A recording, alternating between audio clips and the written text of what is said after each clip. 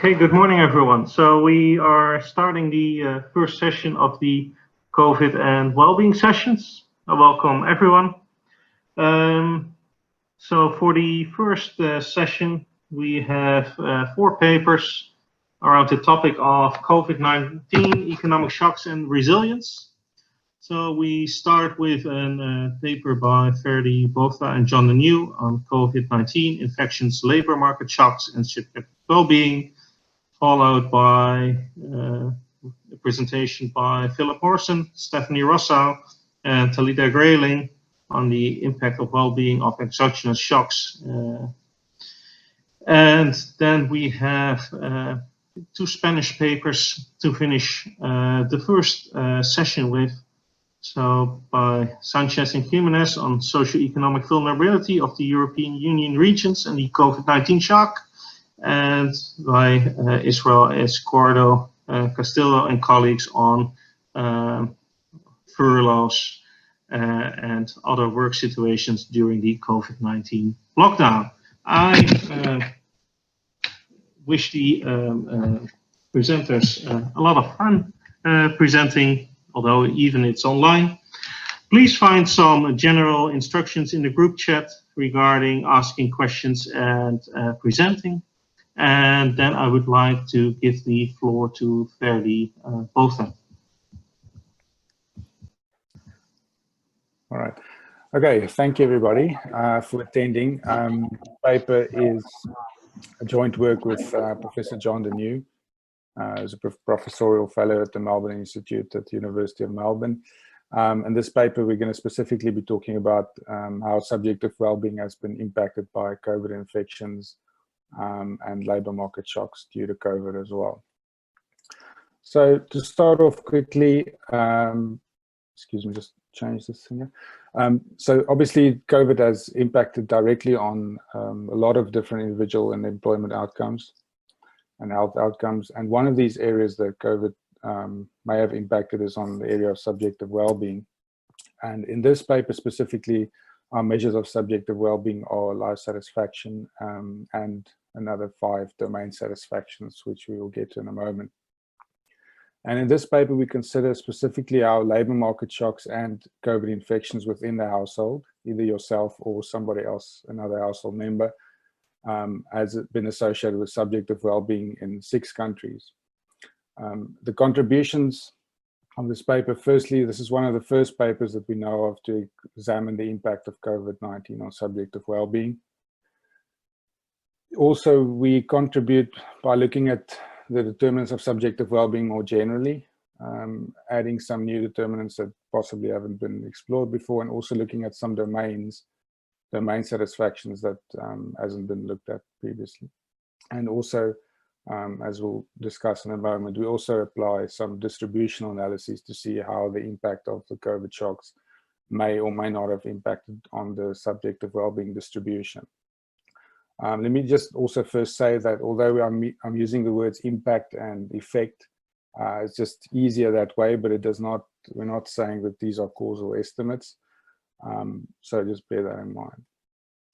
In terms of the literature, there's been quite a lot already done in this area on the social and economic effects of COVID-19. And specifically, there's the paper by Bradier, Clark, Fish, and Pouthavy, which looked at recently the effects of mental health of COVID-19 lockdowns. And they found actually detrimental effects of mental health. And then also a recent paper by Botha, Denew, Reba, and Salamanca. That's one that I'm also involved in. We looked at financial well-being impacts of Australians, and we found that reported subjective well-being have taken really bad hits in response to job loss or salary reductions. And then the Fetzer et al. Paper also looked at economic anxiety and found detrimental impacts there. And you have the Hansbol, Weber, Wolfart paper, which found that substantial shocks, negative shocks on income and wealth for those who experienced any shocks due to COVID. And our paper is most closely related to the Dippedraza, Gucci, and Tadens paper, where they used the Living and Working in Coronavirus Times 2020 survey. And they basically just looked at how COVID, if you've been infected with COVID, or if you lost your job, how that affected your own life satisfaction or anxiety. And our paper actually takes that one a lot further, in the sense that we look at a lot of different domain satisfactions. We consider different types of shocks, and we also look at different domains and distributional analyses as well.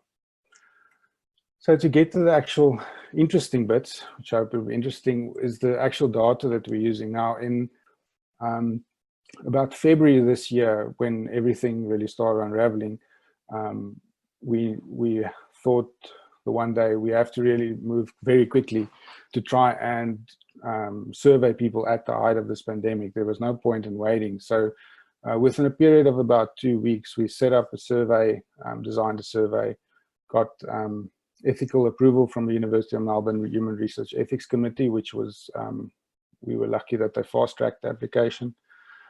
And we ran the survey online, the COVID-19 and Your Wellbeing survey, from about March through to July, and it actually is still running. It happens every week.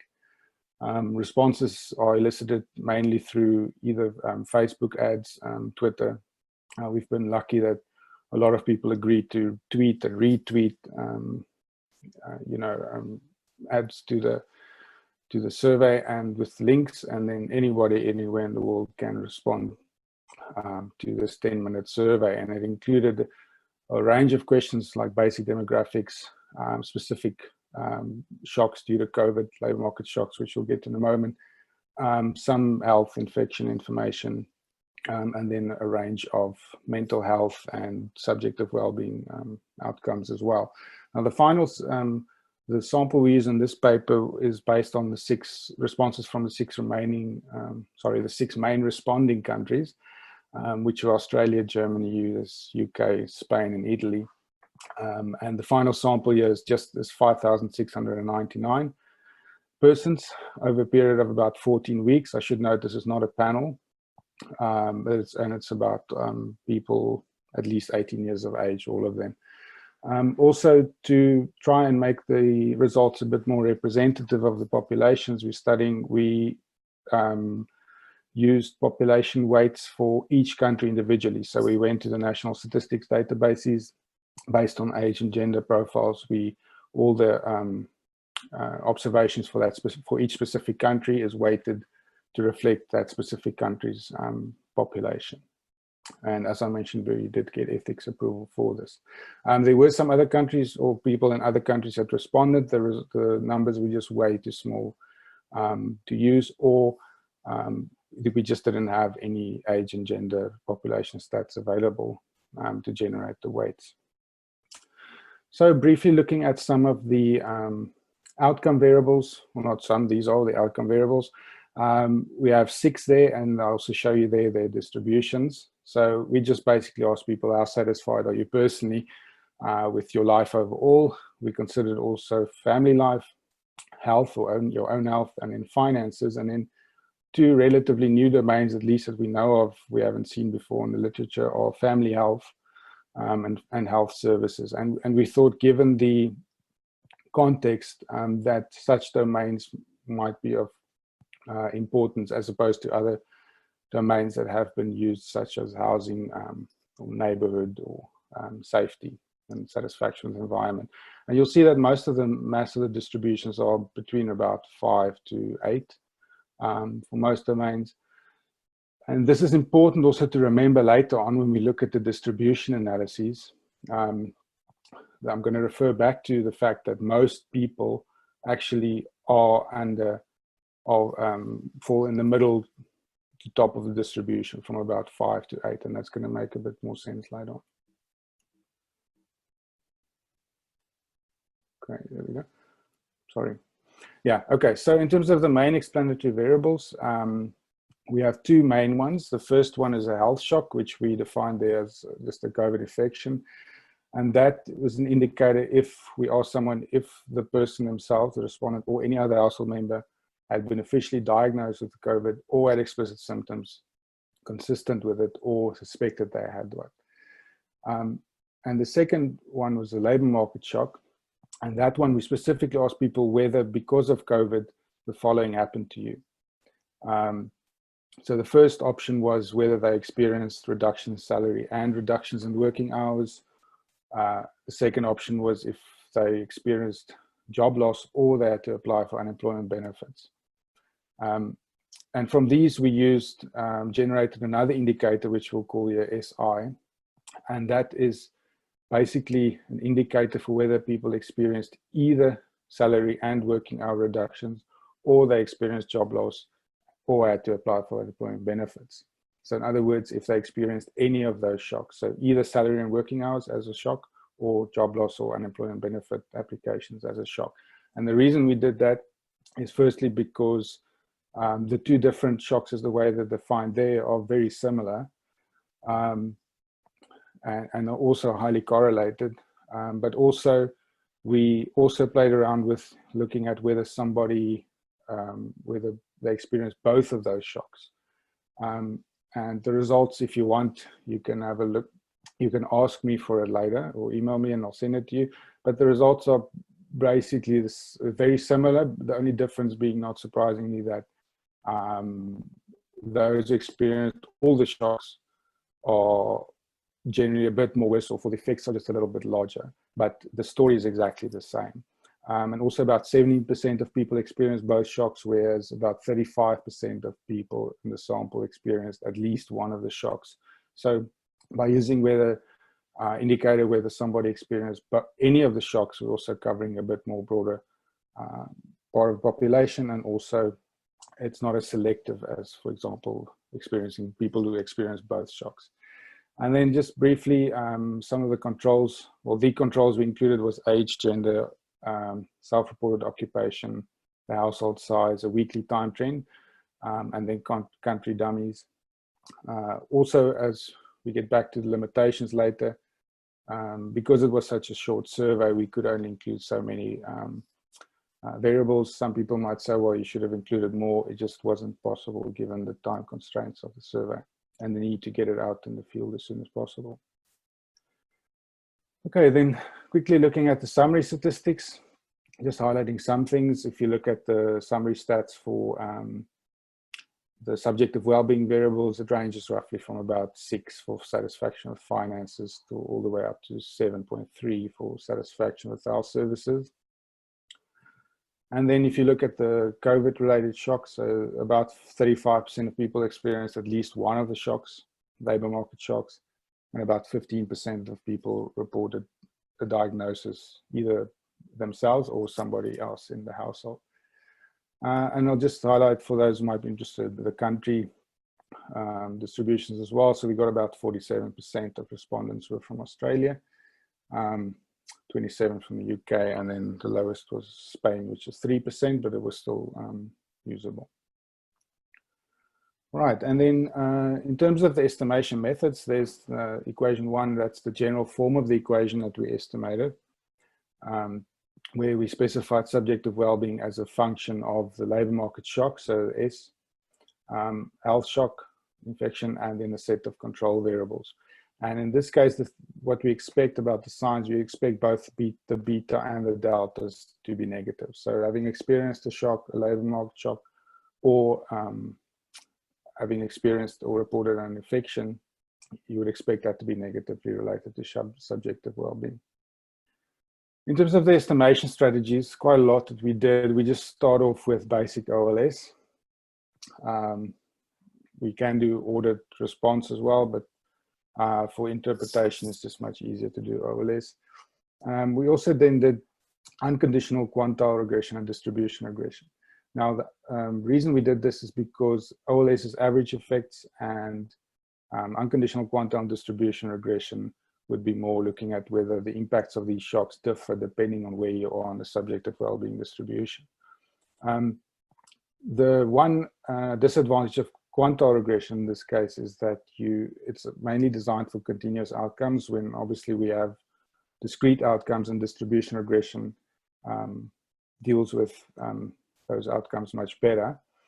So that just consists of a set of basically 10 linear probability models. In our case, 10 because we have 11 outcomes.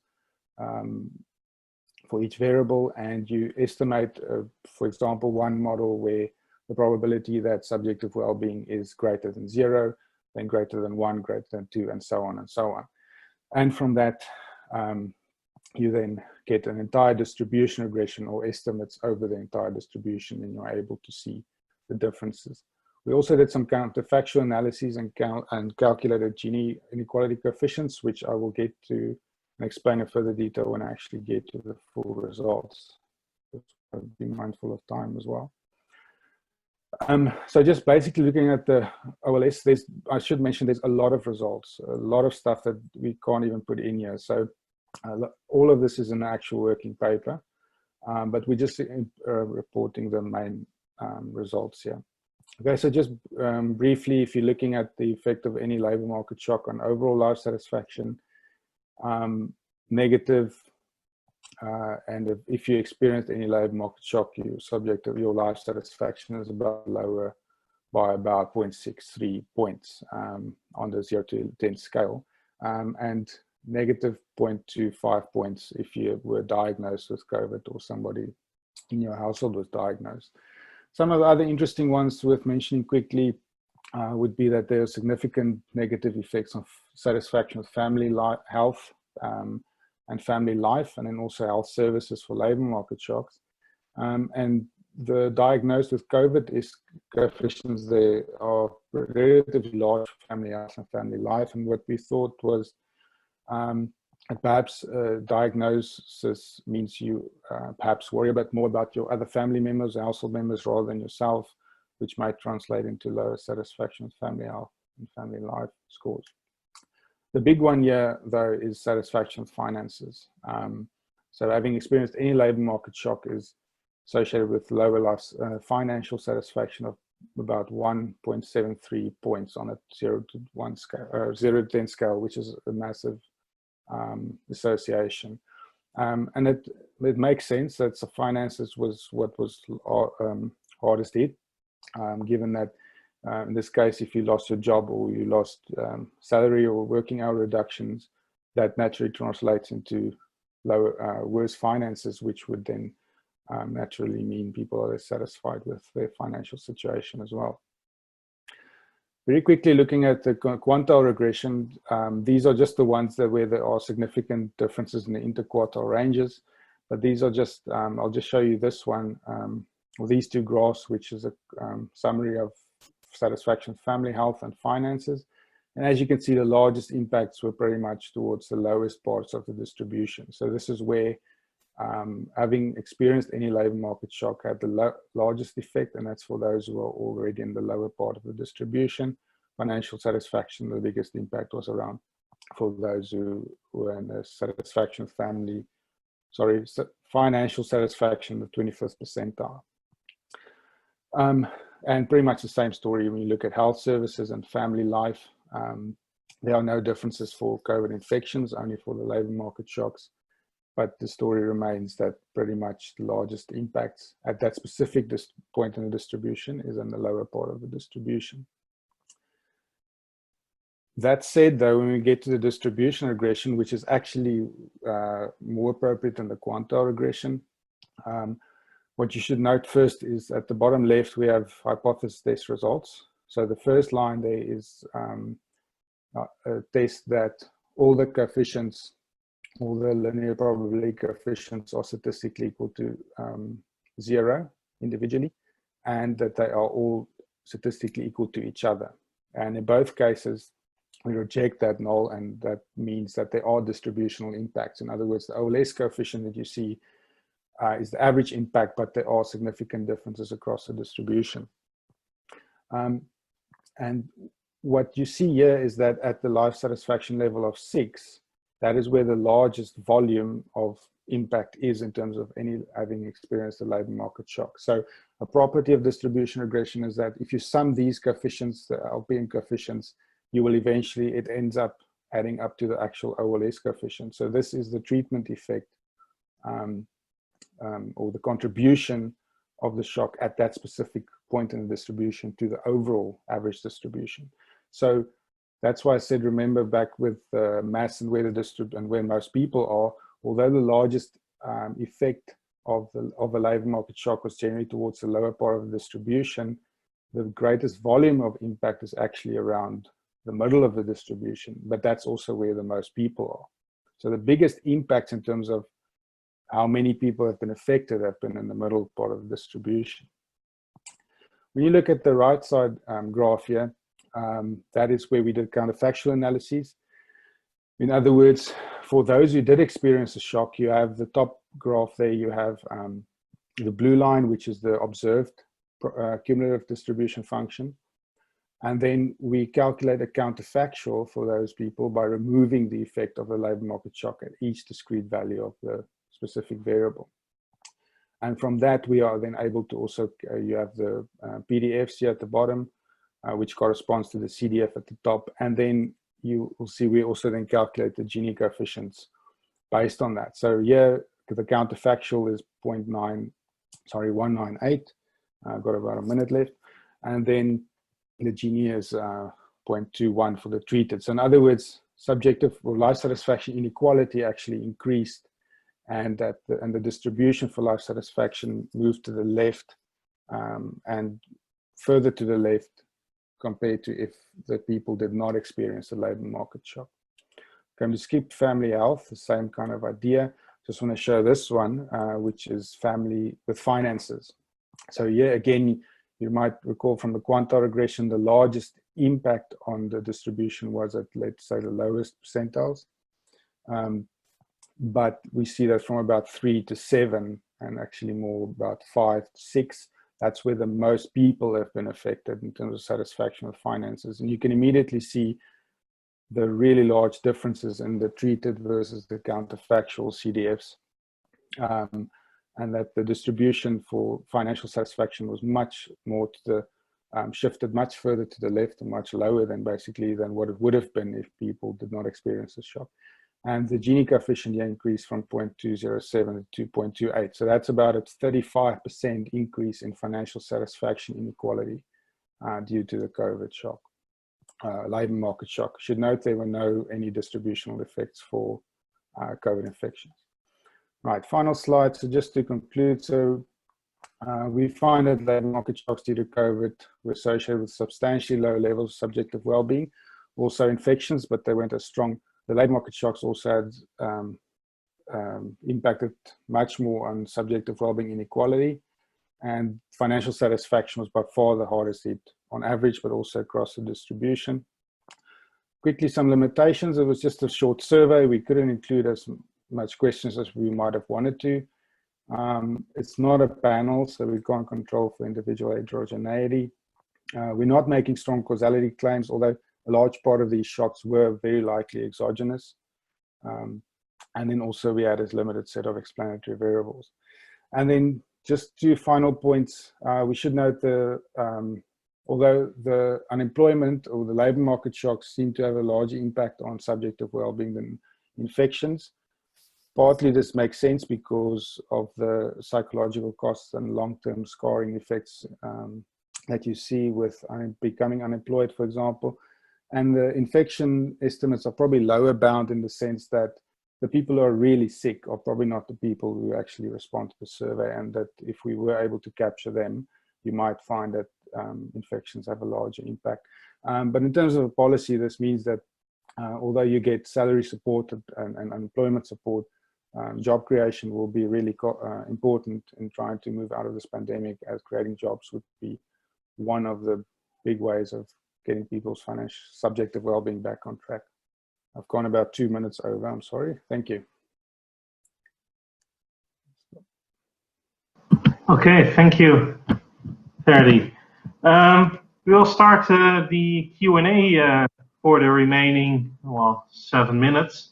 And you can raise your hand if you would like to ask a question, or if if you're unable, you can also post it in the Q&A box.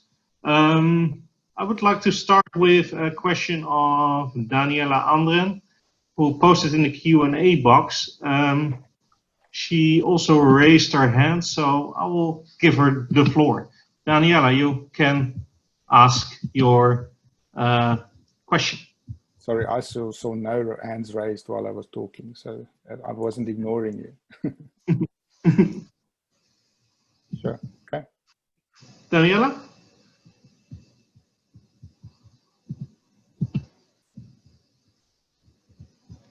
Okay. That doesn't work, so I will ask the question. So Daniela asked, it was said during the presentation that all people in the world could answer due to Facebook and Twitter, but it was said that the data only comprised 6 countries, so only 6 countries were used. So Daniela has 2 questions. What is the percentage of answers from other countries? And do you use or not use these answers in your estimations? Okay, I think I did answer that. Maybe she asked the question before I was able to get it, but yes, anybody could answer it. There were no restrictions. In terms of, so there was 47% Australia, UK was 27%, US 14%, Germany 9%, Italy 4%, and Spain 3%. We do use all the answers from all the 6 countries. Those were just the ones that had the largest usable number of responses. And we do use all the answers. We just didn't do any within country analyses, for example. If that makes sense.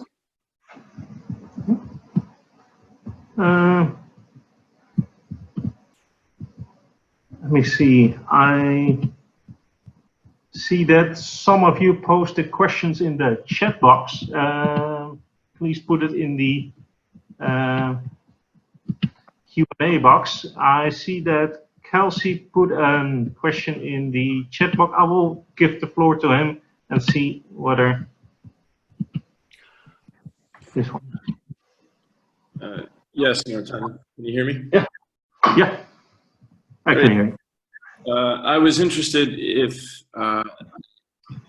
Ferdy had considered running a domain satisfaction type analysis where you can regress life satisfaction on the various domains to see if, for example, health, services, or family satisfaction is more or less important than, say, the other employment outcomes. I need to think back. We did so much. I'm trying to remember. It's not specifically a goal of the paper to do that. In initial analysis, we did do just a regression of life satisfaction on all the domains, so like the Van Praag-Vedder approach. Financial satisfaction was most important, and surprisingly, own health was not at all. But you found that family health and financial satisfaction were the 2 domains that stood out as having the largest, association or impact on life satisfaction. Okay. Yeah. Very interesting. Perhaps a second paper. Yeah. Thanks. Okay. Thank you, Kelsey. The next question comes from Peter Krause. Peter, floor is yours. You can unmute.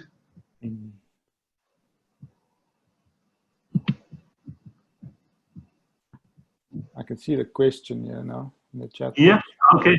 So Peter asks if there's country-specific interaction effects. No, we didn't do any interactions with the countries. We used all countries to try and maximize sample size, but we didn't do any interactions at all. And then I see Ming. And then a question by Ming Chai,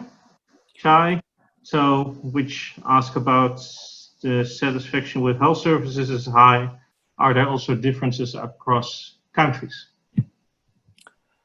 Let me show you quickly. Again, we didn't look at whether there are differences in the domains between countries. What we did do was, can you see that? So there's just to show you the country differences and the different subjective well-being groups. So for the health services would be that one, right? So that's just relative to Australia. So the US less satisfied than Australia, and Germany a lot more satisfied with their health services. So, you know, perhaps there are some country differences that might be worth exploring. In this case, we just haven't done it yet. Yeah, but it's interesting, for example, at the US, you see positive associations except for,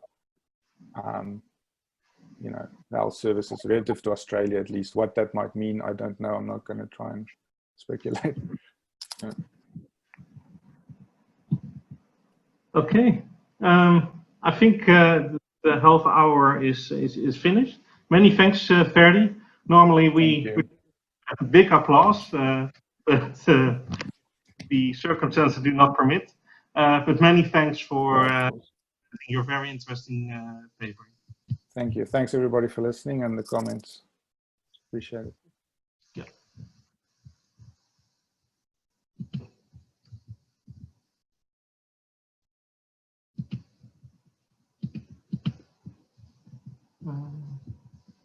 Okay, we're gonna switch around, so I will change Ferdi to attendee, and I will promote some new people to panelist.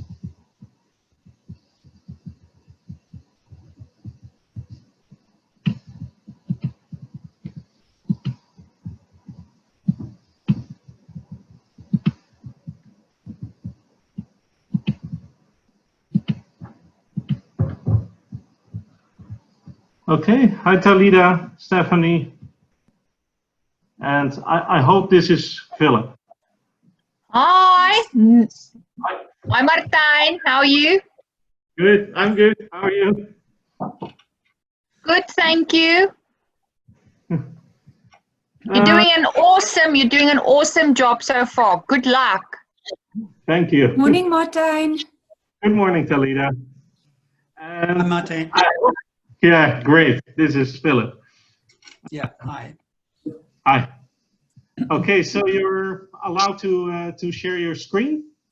So this paper will be by Philip Morrison, Stephanie Rossau, and Talida Grayling. So it will be on the impact on well-being of exogenous shocks. Okay, Philip, the floor is yours. Okay. Hi, everybody, and hello to old friends.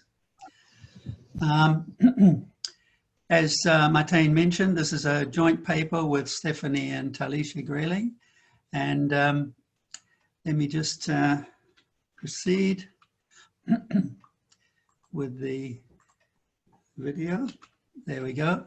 So this project, as the text says, has its origins in Grenada in September 2019 at their wonderful ISQOLS dinner conference beneath the Alhambra. And this was well before we heard about COVID-19. And I remember that dinner because Stephanie and Talida asked me to join them in exploring the well-being index that they were constructing from Twitter feeds and what they've called the Gross National Happiness Index. We didn't know what we were going to use that for, but with the arrival of COVID-19, I suggested we consider monitoring the way in which the index responded. We didn't know how that would work out, but you'll get some idea during this session. So there are 3 papers from this project being presented in this series. And mine is the first one, and Stephanie will present, and then Talida later on. So what we want to do is in this paper is fairly descriptive, is just show what happened in New Zealand.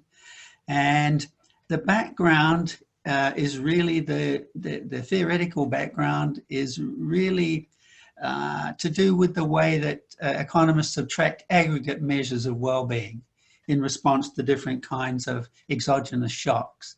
Now, I'm not going to go through that literature, but it's in the paper itself. In this presentation, I just want to draw on the index that was constructed from live feeds of tweets issued within New Zealand in order to identify the changing evaluative mood of the country several weeks before the virus arrived until several weeks after when the cases had dropped to 0. So as I say, the results are largely descriptive, but I'm asking some questions which will involve, quite substantial analysis at a later time. So because a lot of the details of the New Zealand experience are covered in the other papers, I'll try and avoid repetition here. So I want to begin with the exogenous shock, if you like, the epidemic curve. Now, this is very different from the exogenous shocks which economists in particular have studied. This is not a terrorist attack. This is not a natural disaster, at least not in the conventional sense. And it has a certain number of properties which those other more conventional exogenous shocks don't have. Its temporal pattern is unusual. At the same time, even before COVID began to spread, people became familiar with the epidemic curve itself. So they had some idea that this shock would take a particular form. It would rise, as in the stylistic case, reach a peak and then decline. Of course, we didn't know what was going to happen after that, and we're gradually learning. But this is pretty much the nature of the shock, which people expected to have to deal with. So the question we're asking is quite a simple one. How would we expect the well-being of the country's population to respond to the epidemic curve? We suggested 3 possible scenarios, and I'm depicting them graphically as follows. We have our well-being index on the left, we have time on the x-axis, and we have a long-run average well-being of the New Zealand population. So one possibility is, in response to the curve that's pictured there in blue, the well-being index would start with the long-run average and then decline and then rise, just like this, okay? And you could think of various reasons why that might happen. The other scenario, the second scenario, is one we've called the lead scenario, where you still get a similar shape in the well-being index, its pattern over time, but it actually leads the shock. And then the third option was that the overall mood or well-being of the country would actually lag the arrival and peaking of the epidemic curve. Now, we had no idea which of these would prevail, or indeed if the shapes of the well-being index would actually look like this at all. Let me begin by introducing the pattern of COVID cases in New Zealand over what I'm calling the first phase, because we're now in a second phase of cases, but I won't be talking about that. So this is the main and first phase. On the left, on the y-axis, you'll see the number of COVID cases. Now, of course, by some country standards, these are ridiculously low. But New Zealand's a small country, but on top of that, we had a leadership which got onto the problem very, very quickly and managed to contain the virus and contain the number of cases. So they're not high at all. The right-hand axis is the cumulative number of cases. And you can see that even by the end of the first phase, the number of cases didn't exceed much more than about 1,300. So this is the nature of the shock that we are addressing. And you can see it's relatively short-lived. Only about 87, 88 days actually from the beginning of this rise of cases down to the falling to 0. The first case was on the 28th of February, and then in March the borders were closed, March the 19th, and then we went through several different phases. of government response. The first one was a level 3, where movement was restricted, but you were still able to go out and about, but maintain social distancing. Clearly, by the end of this phase, or during its phase, the number of cases was rising rather rapidly. And so the government decided to take us all into lockdown, or level 4. And the country was in lockdown for this period here, basically from the time that the COVID series peaked to the time it almost reached 0. And when the government felt that they had gained some control, they allowed us to move to level 3 and then to level 2. Now, since then, Auckland has seen some domestic cases or internal transmission, and it has moved to level 3 while the rest of the country is in level 2. But I won't be considering the Auckland case in this talk. The latest cases, however, we're still only up to 1,600 odd. There's only 123 active cases, and New Zealand has experienced 22 deaths.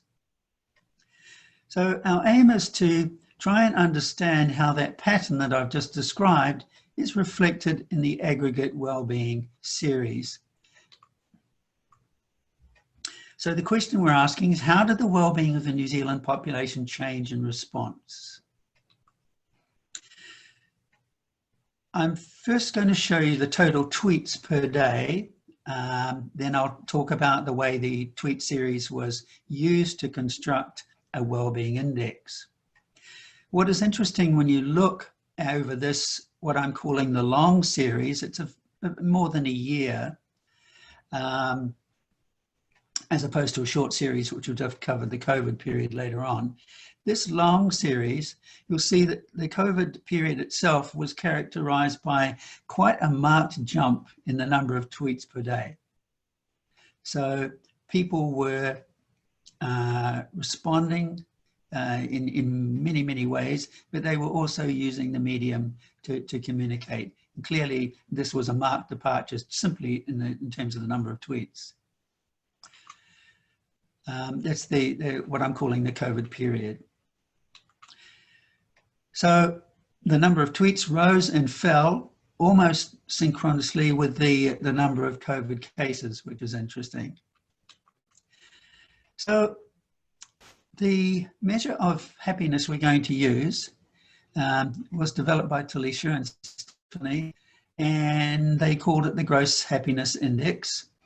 And it was basically the two applied with their team a sentiment analysis, which is a process of determining whether a piece of writing is positive, negative, or neutral. And it's designed to identify the follower's attitude towards an event through the use of variables such as context, tone, emotion. So sentiment analysis is driven by an algorithm, and it has advantages over text analysis by including the entire opinion and not merely a word from the text. In the algorithm used here, there's a sentiment score, which is allocated to each tweet. And that is classified as either negative, neutral, or positive. The sentiments scores are then used in a sentiments balance algorithm to derive gross national happiness. The GNH is measured on a scale from 0 to 10, with 0 being unhappy and 10 being very happy. So that's our index. And now what we want to do is relate it to the path of COVID cases. Now, this long series I referred to before, we're now expressing this GNH series on the y-axis, and remember it runs from 0 to 10. We're expressing its averages over time via the tweets over the period of about a year preceding the COVID period, or leading up to the COVID period. And what is interesting about this is that this series shows a long-term decline. excuse me, which we want to take care of in our analysis. So this is the COVID period. So one of the first things we did is to, as you do conventionally, is to detrend the series. After detrending, this is what the series looks like, and this is the COVID period. And what is interesting about this is how small, short-lived, and relatively insignificant, I'll use that word, the COVID, the reaction to COVID was. It appears only briefly outside this 1/4 standard deviation of the long-term series, and you can see it sitting down here. So we're beginning to get the impression that the COVID experience in New Zealand, at least the first phase that we're talking about here, did not have a particularly marked effect. The second adjustment to our series we made was to deseasonalize, or well, I'll use that word, by recognizing that people's well-being, whether it's through tweets or other instruments, actually varies by the day of the week. Monday is not a good time for most people, but gradually, as they get used to working again, their well-being rises and it peaks on Friday and then adjusts. People psychologically adjust to the fact that they have to go back to work on Monday. Now, what is interesting about this is not that so much that we are adjusting for it, but the fact that the tweets actually pick it up. And I think this indicates the sensitivity of the tweets to events, not just obviously the COVID experience, but also these other sorts of things that are going on in the world at the time. So we adjusted for the days of the week. So now we can ask with this adjusted GNH index, which we also smoothed, by the way, how does that respond to the rise and fall of COVID cases? Well, this in essence is the result. On the left-hand side, we have our detrended adjusted series. And now on the right-hand side, we have our smooth set of COVID cases. The COVID cases are in the thick line. The happiness index is in the thin line here. So what we see here is even before COVID started growing in New Zealand, we had a decline in the index, and it fell and reached its lowest point almost before, but not quite, the COVID series began to rise. And then as it was rising, that's the number of cases was rising, so was the happiness index. And it continued to rise and reached its long run average through the peak and through the period where the COVID series was declining. And then, although there were a few jagged jumps over the period, the general trend in the well-being index was upward, and then it settled back to its long-run average. So what this shows is that the COVID, at least in terms of number of COVID cases, and we're not controlling for anything else that went on in the country at the time, and there was nothing outstanding that we could think of. So we're treating this as a response to COVID. The response was very short-lived.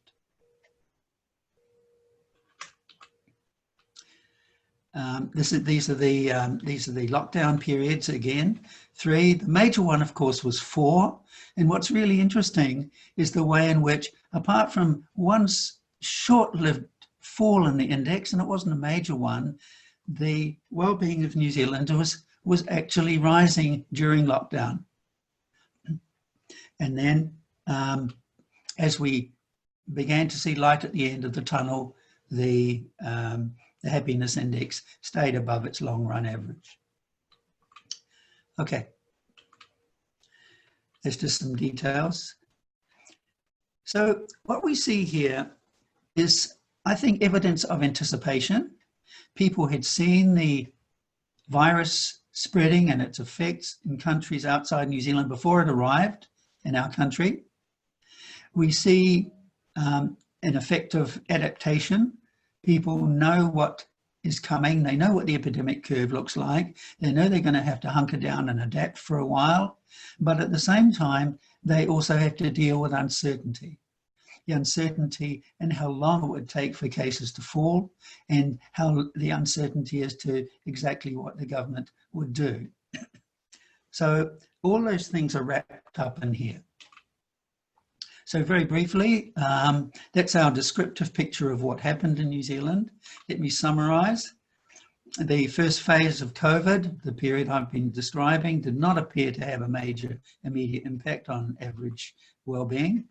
The index fell before COVID cases and then picked up before it peaked, and therefore the lead model of the three that I suggested was probably fits the data best in a purely descriptive way.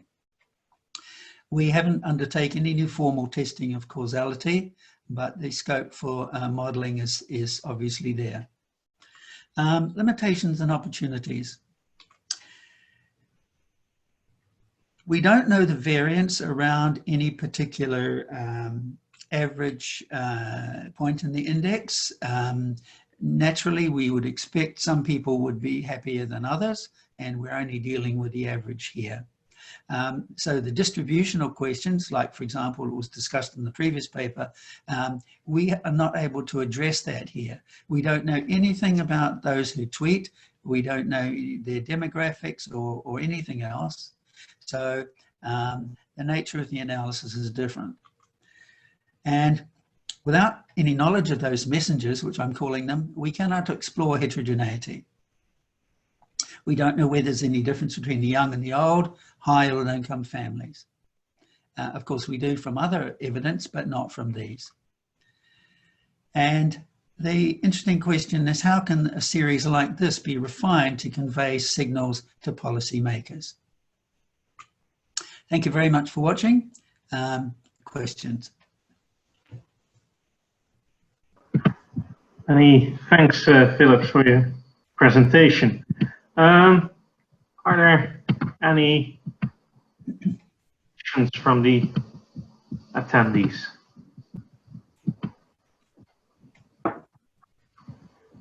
Yes, Kelsey, I will give the floor to you.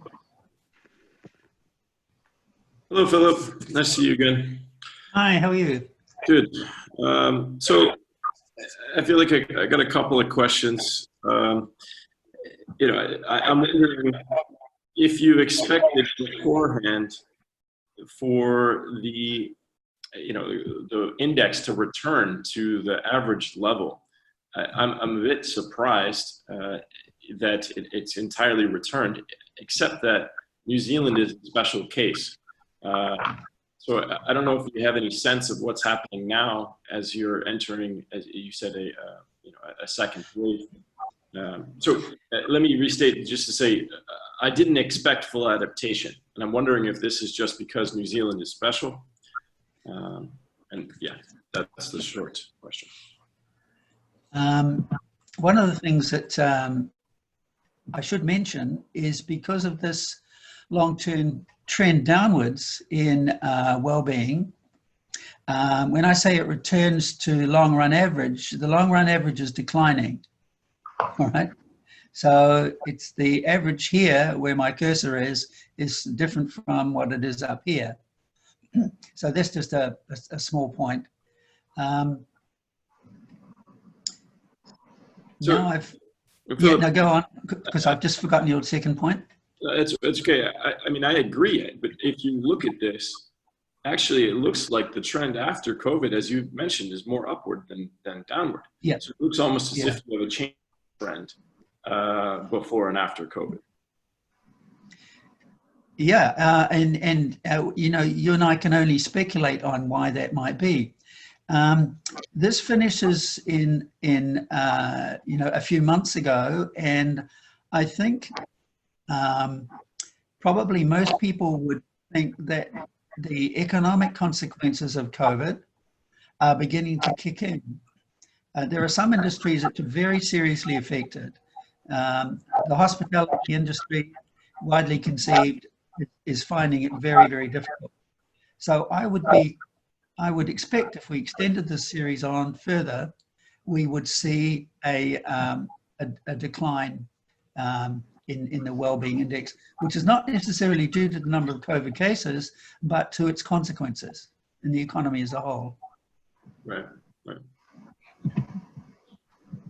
Okay, thank you. I can leave it there. Yeah. Yes. Thank you, Kelsey. So, Talita, would you like to react? Or yeah, I can jump in to tell you that we saw a significant drop in the gross national happiness after the second lockdown. It was really incredible to see the effect on the New Zealanders after the second lockdown. So would that be, which one of these, Talisha? Phil, that will be the latest numbers or the latest figures. It's if you look at the last lockdown. So in this paper, we didn't cover it. So it's the most recent data that I'm just enlightening you to what happened on the second lockdown. So really a severe drop in happiness, but we didn't cover it in this paper. Yes. Okay, so that's consistent with what I was speculating a few minutes ago. So it's really interesting to hear that.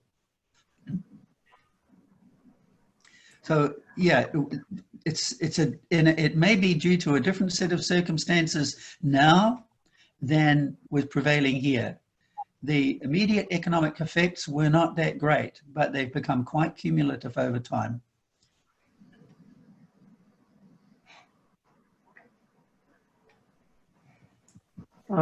we have another question from Verdi. I will ask the question himself. Oh, okay, I'll ask again. Now, only question. Well, one of the questions was, I just wondered, why did you only focus on New Zealand, given that the specific index is available for a lot of other countries?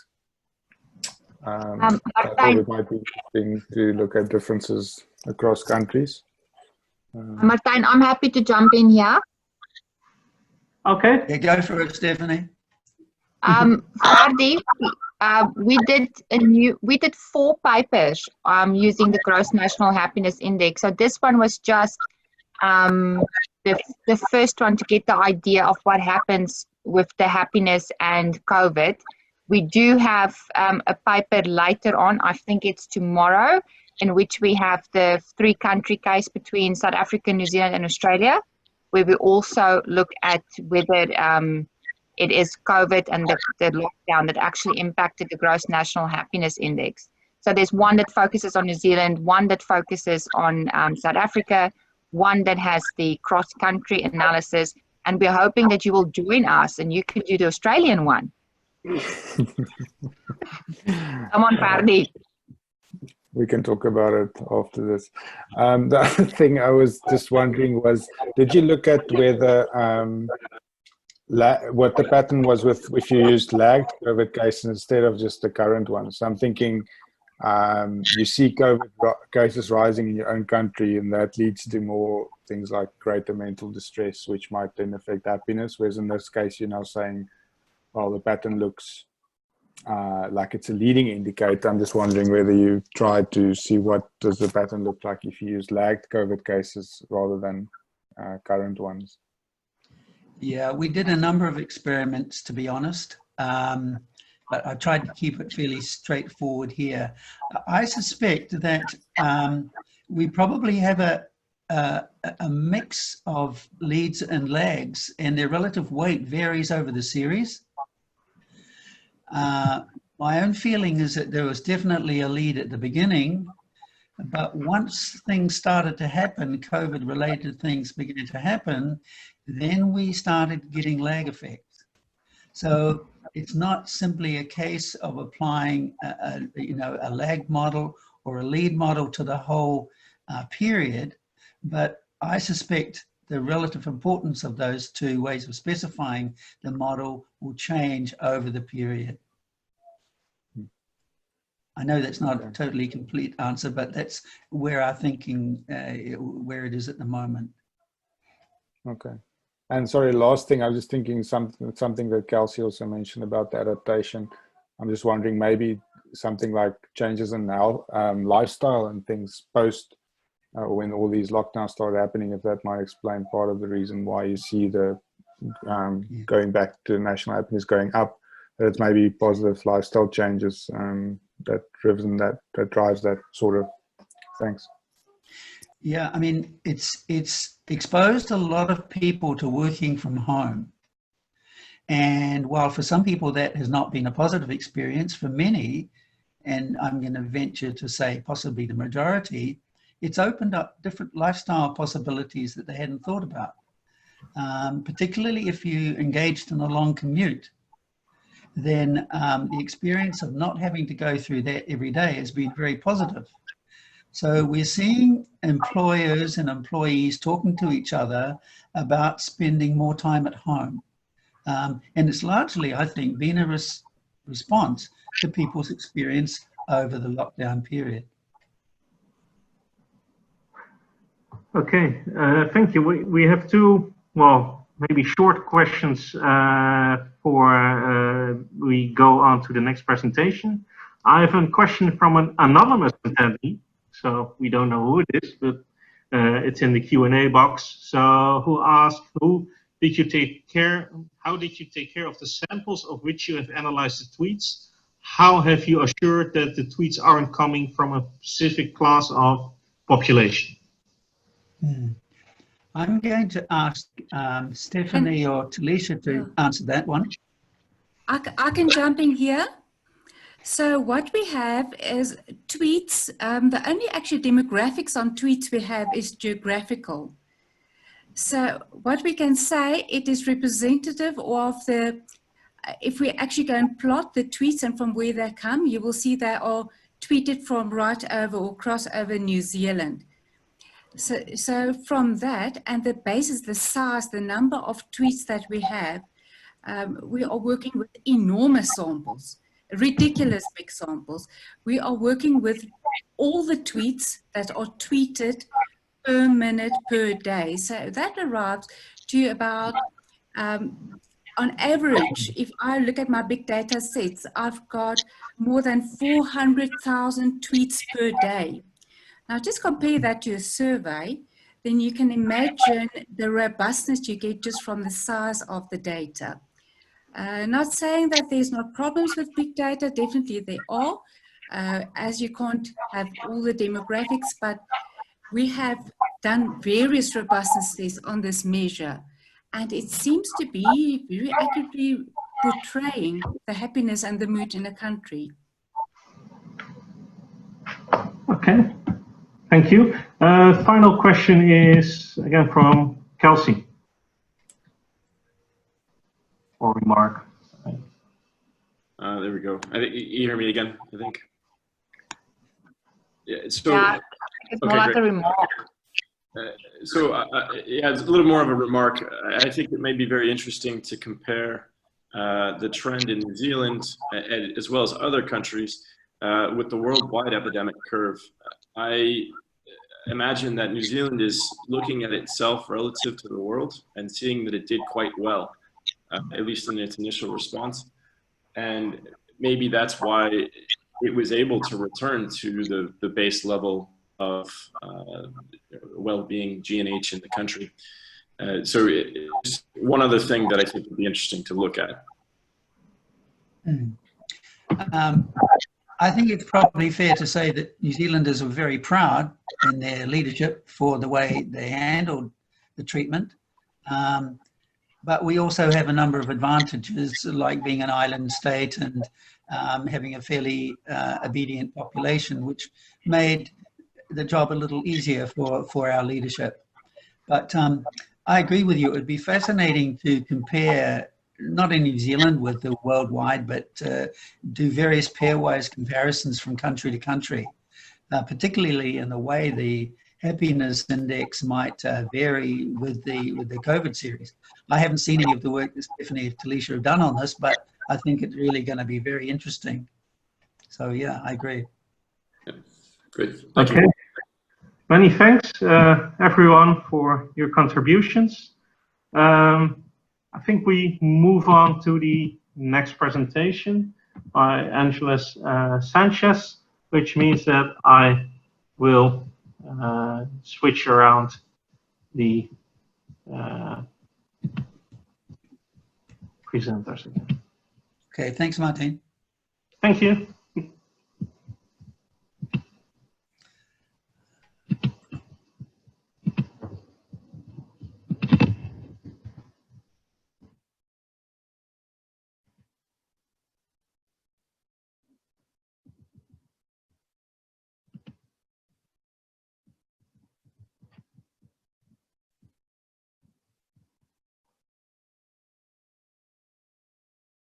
Good morning, Angeles. Good morning, everyone. Great. We cannot see you yet, so you have to start your But video. how can I share the slides? So you have the share screen button at the bottom, the big green button, Okay. and then you can select your PowerPoint presentation. Okay.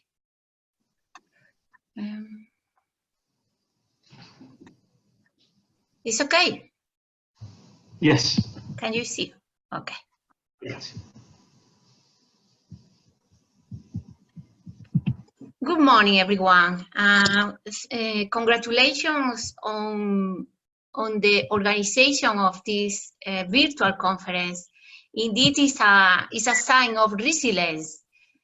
And thank you very much for the opportunity of sharing with all of you our work.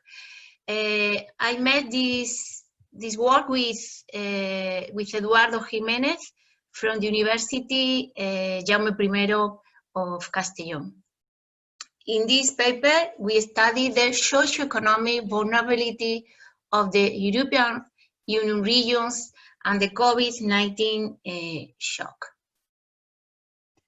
The main objective of the European Union regional policy or cohesion policy is to reduce the disparities between the levels of development of the regions.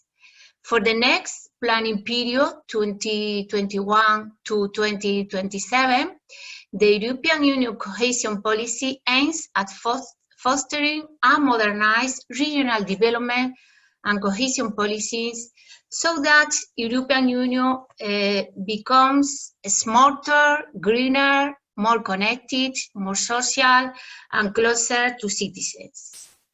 For that, in this document, the European Commission established five goals, as you can see in this figure 1.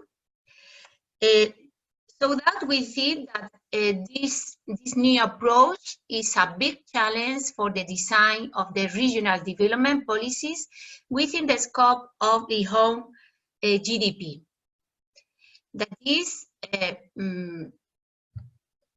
we see in the same direction that the GDP must be complemented with other indicators expressing the condition of people's well-being.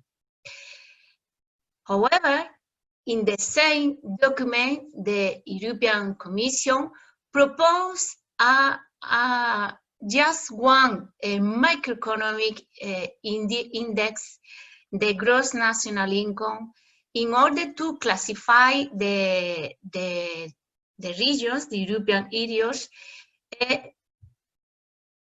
with the objective to allocate the funds, the structural funds.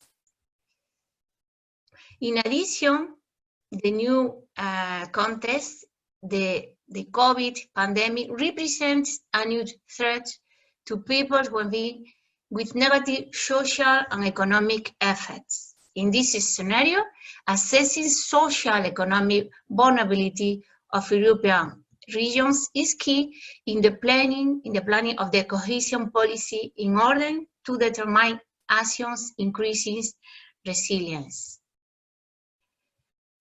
So in this paper, we draw or we pursue three aims or hypotheses.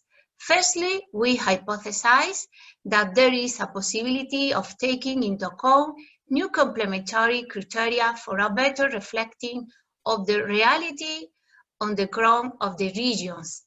For that, we propose a composite indicators, the SEVI, that is to say, the Social Economic Vulnerability Indicator of European regions. Secondly, we hypothesize that the characteristics of the country interact with the region's characteristic to alter patterns of vulnerability. If so, if we confirm this interrelation, multi-level estimation is a proper method to account for these effects. Thirdly, multi-level modeling allows us also analyze both the idiosyncratic and covariate shocks that the COVID might represent for the socio-economic vulnerability of European regions. In this kind of study, the conceptual framework is a key step because it's going to determine the empirical strategy. In general terms, vulnerability refers to the propensity to be adversely affected. There is a large number of studies analyzing the vulnerability, especially in poverty, financial vulnerability or economic vulnerability, and also study the climate change vulnerability. The most recent studies point out two aspects that must be taken into account in vulnerability studies. The sensitivity of fragility to harm and the capacity to cope and adapt, that is resilience.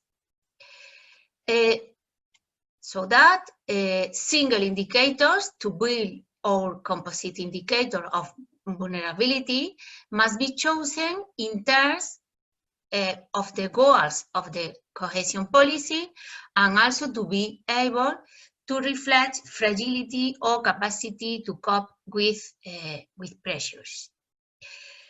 In addition, the situation or taking into account our objective of that we are focusing on cohesion policy, the situation of a region with a greater degree of socio-economic vulnerability might be understood as having greater difficulties or found in a worse position to achieve the cohesion policy goals. We understand vulnerability as a fuzzy concept since we are not able to establish the boundary of this notion.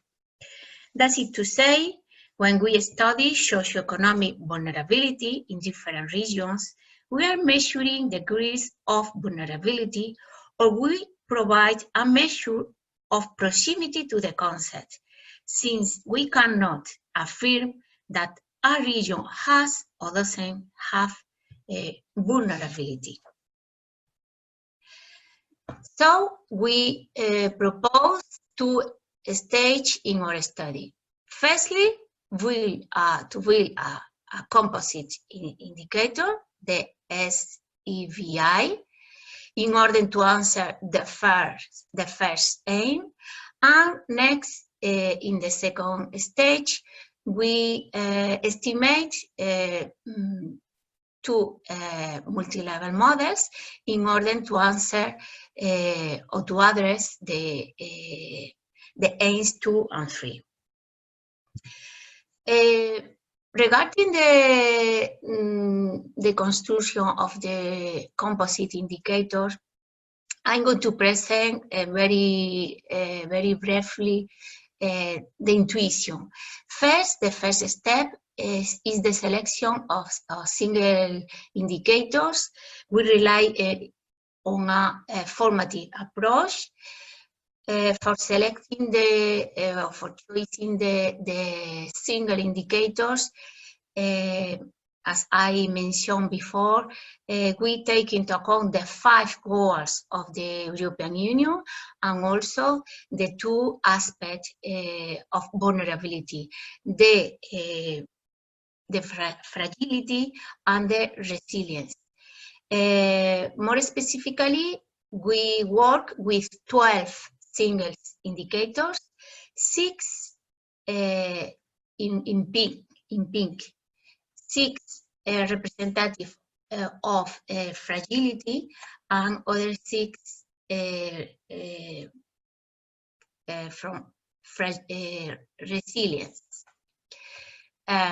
For instance, as resilience, several indicators of unemployment rate and education, and for as representative of fragility of a region, we take indicators regarding the invest in research and development.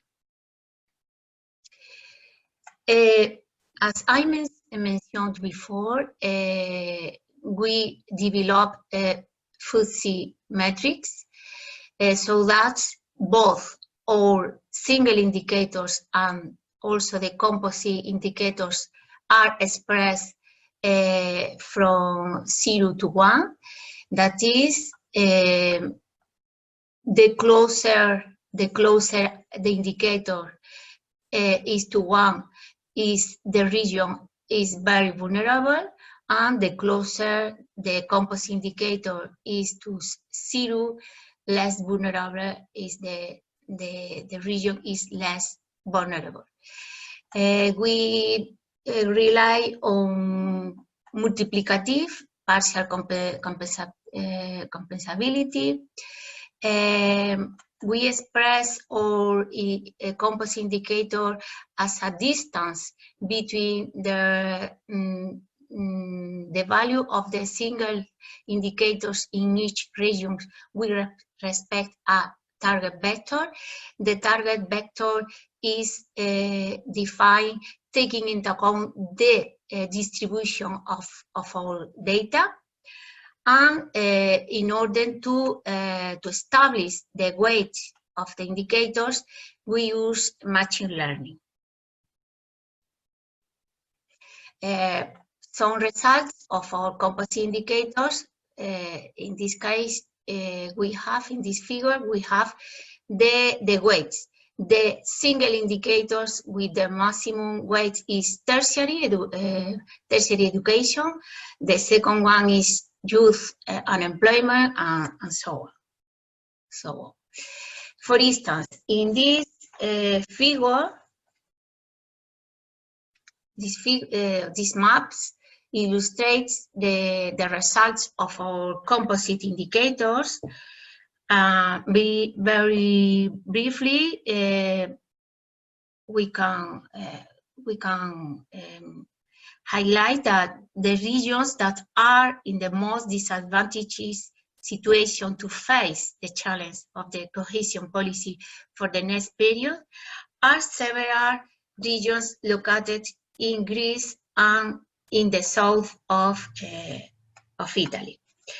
On the contrary, in the best position we can find in the yellow color regions in Denmark, Sweden, all the regions in Ireland, and the regions where the capital of the country is located. For instance, in France, Czech Republic, Germany, or Austria.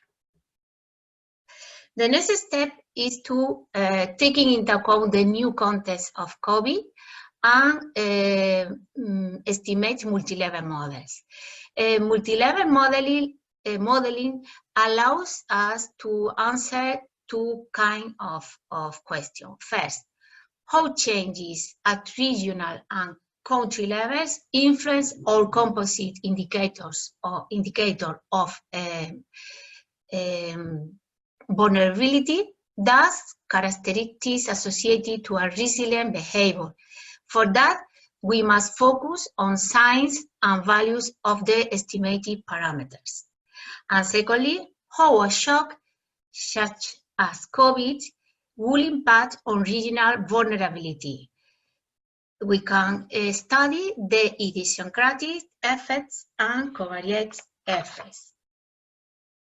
The findings derived from this analysis could be a source of debate on the review of the aims of the public policies to deal with shocks, as well as for the introduction of new game rules in terms of the European cohesion policy, more focused on the citizens' quality of life, and as well as increasing the resilience of the regions.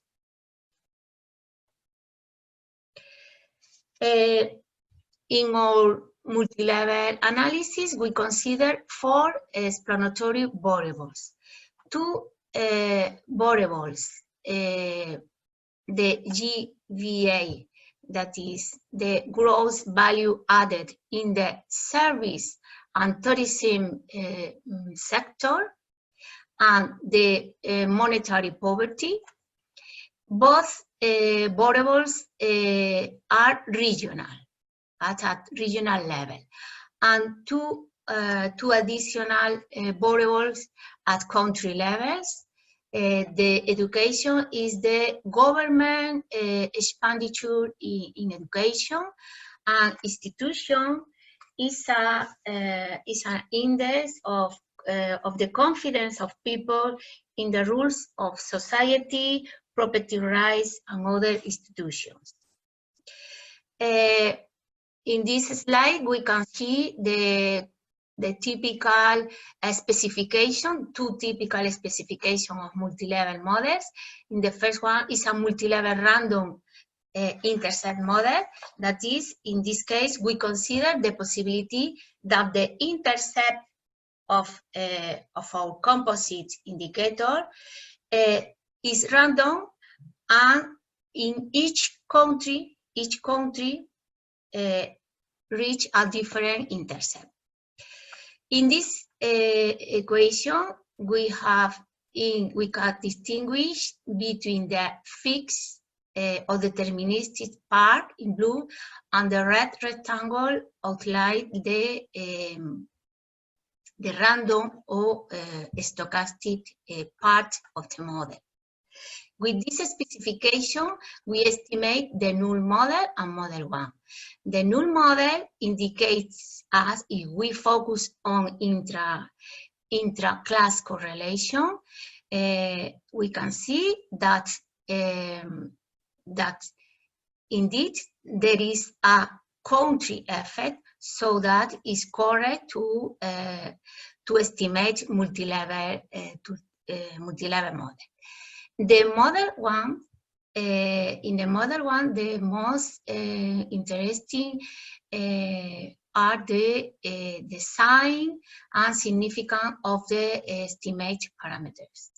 We can see that both the GVA, that is the gross value added, remember, in the service and tourism sector, and also monetary poverty, are positive correlated with the socio-economic vulnerability index.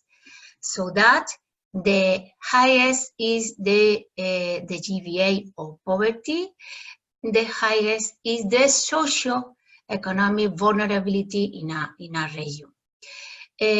Otherwise, education is negatively correlated, so that the highest is the government expenditure in education in a country. The lowest is the vulnerability in the region.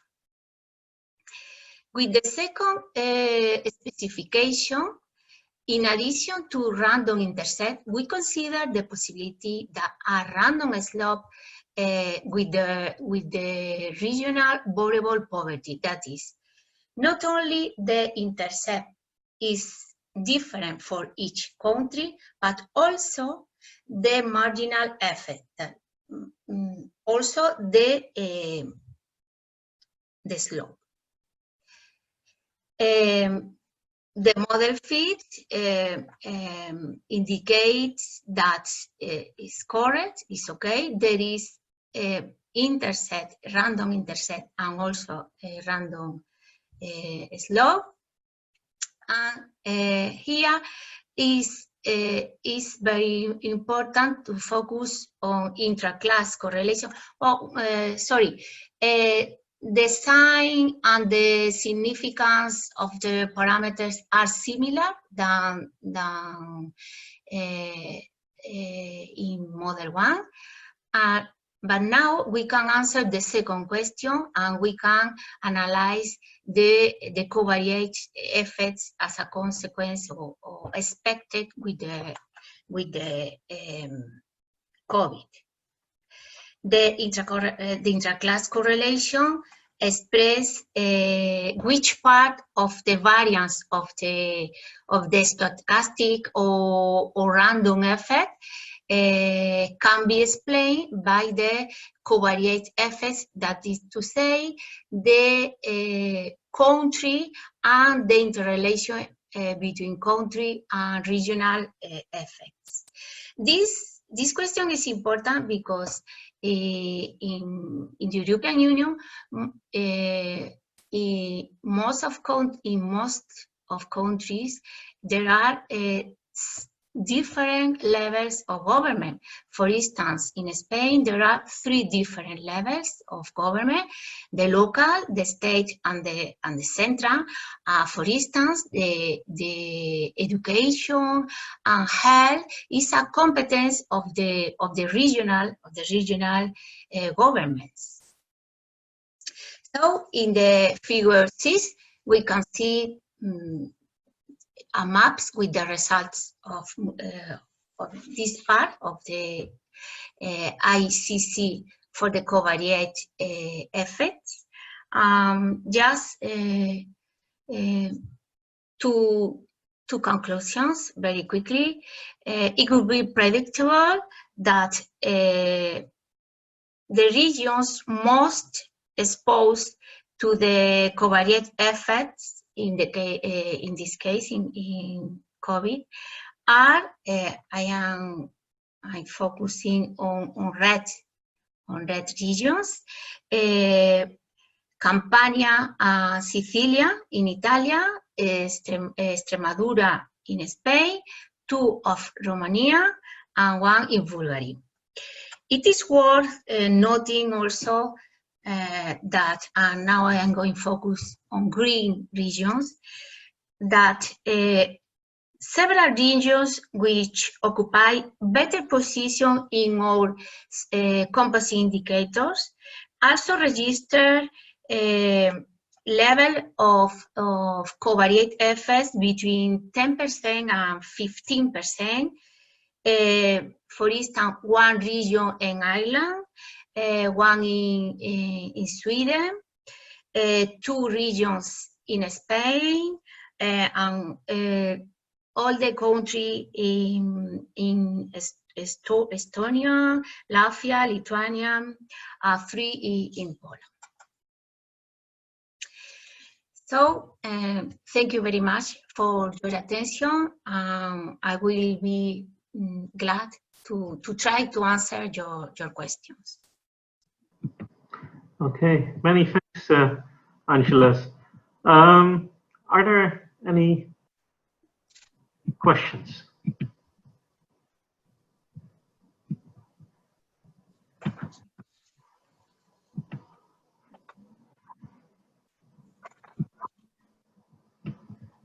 everyone.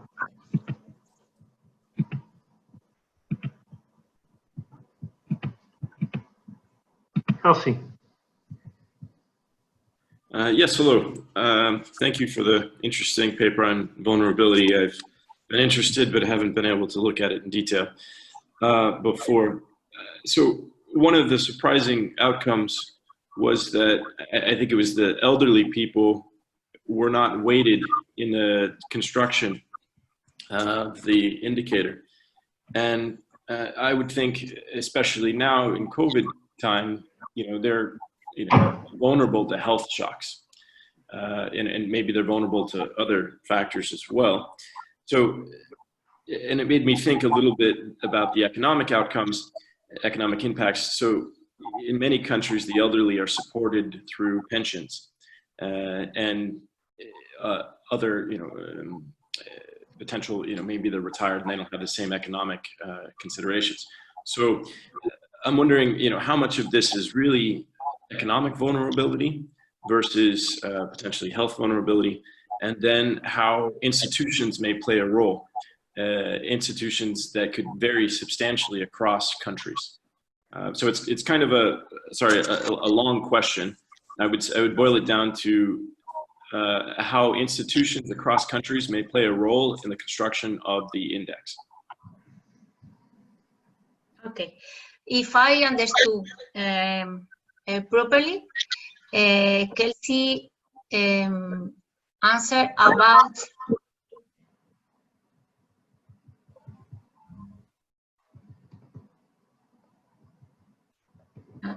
I can find it about these single indicators, no?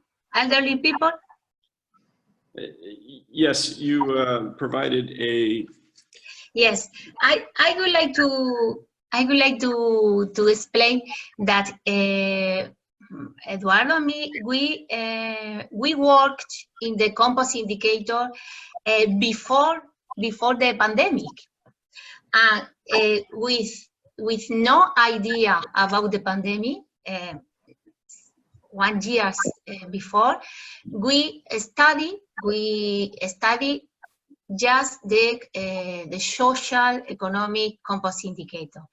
In this moment, we, according the literature, according the reports of the European Union, we of course taking into account the availability of data in the statistics. We selected all these indicators, and after we decide to complete this study with the analysis of multi-level modeling, and for that we select other variables. Nowadays we are also working in a project with the hospital in Granada, in the city. In fact, in the hospital, in the specific case of Spanish, the age is a risk factor, because in Spain the more negatively affected people are the elderly. Kelsey asked me about the public policy for that. The elderly is a demographic question. I think that with demographic question is very difficult to change in the short term. You can implement policies in the medium or long term, but for instance, I am aware that in Granada they are in this after the first wave of the COVID that was terrible for elderly people. Nowadays, the health policy is focusing on protect these people. For instance, in Granada, they have prepared a float in a hospital just for elderly people. I don't know if that was the question, Kelsey. Yeah, thank you for the additional clarification. I think my question wasn't that clear, and what I'm going to do is write it down and send it to you. I know we're slightly limited on time, so but thank you for the additional clarification. Okay, thank you. We have two small questions left. Maybe you can answer them briefly before we go on to the next presentation. I will first give the floor to Ferdy. Thank you. I just want to I noticed in the regression results the coefficients are extremely small, so they're basically not interpretable. I couldn't figure out whether the coefficients themselves are really important for your purposes, or whether it's more the direction, the sign. But I was just, if you are interested in the actual coefficient estimates themselves, is there any way that you can transform the variables or the coefficients so that you can actually interpret them? Because as they are there, you know, it tells you nothing, to me at least, except, you know, positive or negative. But I'm not sure if it's actually one of the objectives. Yeah. Yes, I agree with you, Ferdy. If I understood properly, for you is striking that the value of the coefficient are too small. Well, they're obviously not. They're just really hard to interpret. I mean, given I'm not sure in what kind of measurement scale they're in. In this first step, we have focused on the sign, but the question is that, for instance, in this table we have the samples of the results for 5 regions. The question is that given that we use a fast symmetry between 0 and 1, the value of the composite indicators are very, very small. We are aware that in order that the public understood better, we should do any transformation in the data, and that is our next task to improve the final scale in order to, for instance, here to reach a bigger and more intuitive parameters. Yes. Okay, thank you. Cool. Okay. Given time, the final question is in the Q&A box. Maybe you can answer it there. It's from Daniela Andren. Can you still hear me all? Oh no.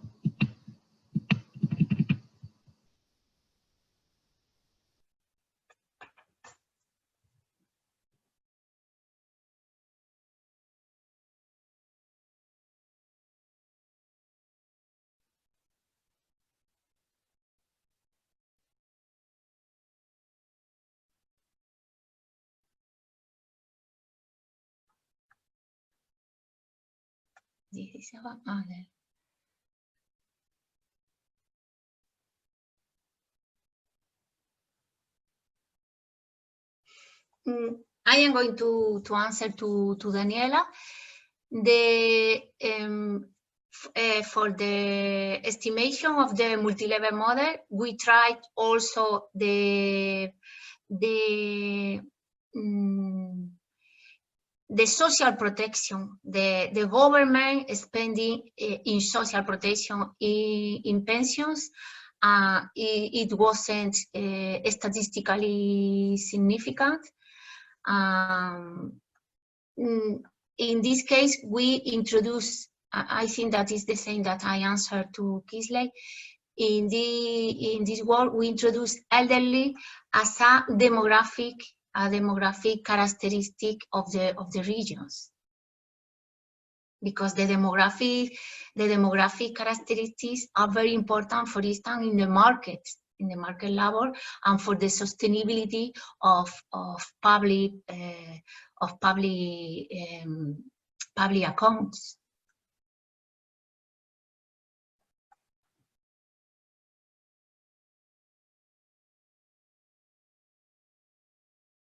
Okay.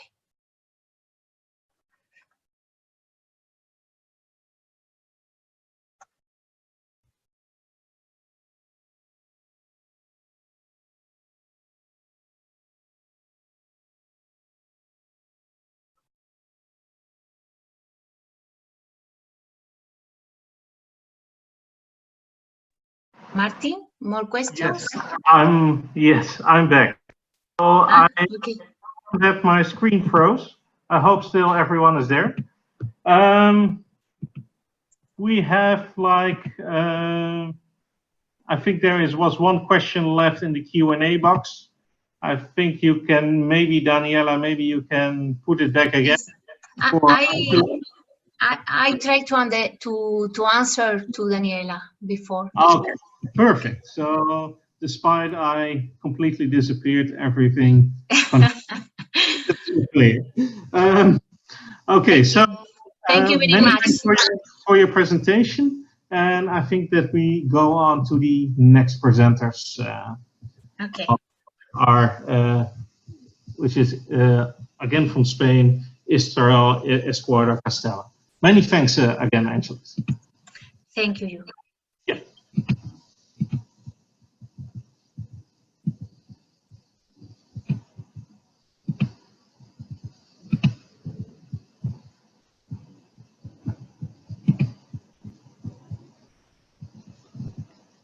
Hi, Israel.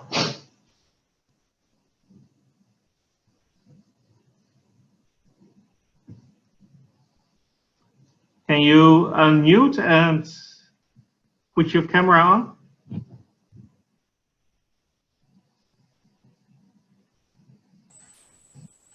Hi. Hi, everyone. Hi. How are you? Good morning. Good morning. Great. All right, let's start. So, my name is Israel Escudero Castillo from the University of Oviedo in the north of Spain.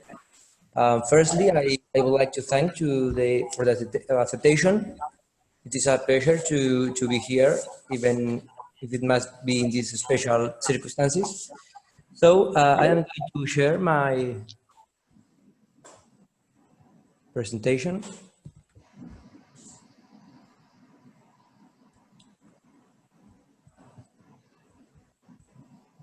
I don't know if you can see my presentation. Yeah, we can see your screen. Okay.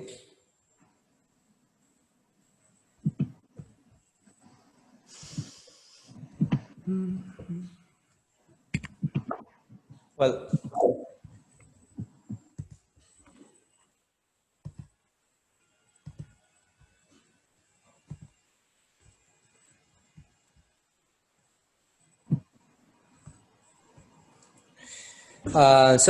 this paper is about the relationship between the different level situation and psychological well-being during the Spanish confinement due to COVID-19. And the authors are Francisco Javier Mato, Ana Rodríguez Álvarez, and me, Israel Escudero Castillo.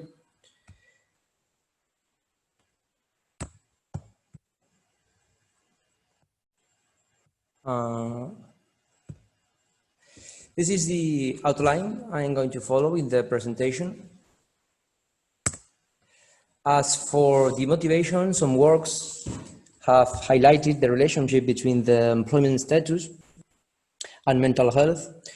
Furthermore, several authors point to an increase in mental health problems since the beginning of COVID-19 pandemic. At the same time, this special situation has impacted in the labor market with a very important number of labor situation changes. I mean, mainly from unemployment to unemployment, and especially to teleworking. The objectives of this paper are the study of the effect of this global crisis on the psychological well-being, and to know how the labor situation may modulate this impact. Furthermore, it has leveraged the unseen increase of teleworking in order to analyze the effect of this labor situation on mental health. Finally, we delve into the different impact of the labor situation on psychological well-being depending on gender. So, according to the literature review, these are the hypotheses of this work. Unemployed and furloughed people will be in a worse situation, in a worse psychological situation than those who are working. Number two, comparing to those who still work in their usual place, telecommuters will show worse psychological well-being. And number three, women will experience a worse psychological well-being as a result of the Spanish lockdown as compared to men. In order to carry out this analysis, it has created a questionnaire, and the sample was selected using a quota sample with sex, age, and educational level as critical variables. And so as to improve the representativeness of the sample, it has applied elevation coefficients from the National Health Survey of Spain. So our total sample is 948 adult people who have been confined in Spain and have been employed at least one time in the last 12 months. The methodology that has been applied is an order reprobate model with 3 levels. The first one for the low level mental health risk, the second one for the medium level risk, and the third for the highest risk of mental health problems. Finally, since the pandemic is an external shock, may reduce the health selection bias. That is the possibility that unemployed people are indeed unemployed due to their worse mental health. So as the dependent variable, it has used the psychological well-being from the result of the General Health Questionnaire, which is a psychometric test included in the questionnaire. As the independent variable, it has been used the labor situation, sex, age, marital status, the level of education, the occupation, some feature of the dwelling, and the income. So first of all, it could be interesting to compare the psychological well-being risk punctuation rate in the pandemic times with the risk punctuation in 2006, 2011, and 2017, the Spanish National Health Survey, and the difference between the COVID-19 risk punctuation rate and the rate in previous years may probably indicate to what extent the pandemic and the measures for controlling it have impaired mental health.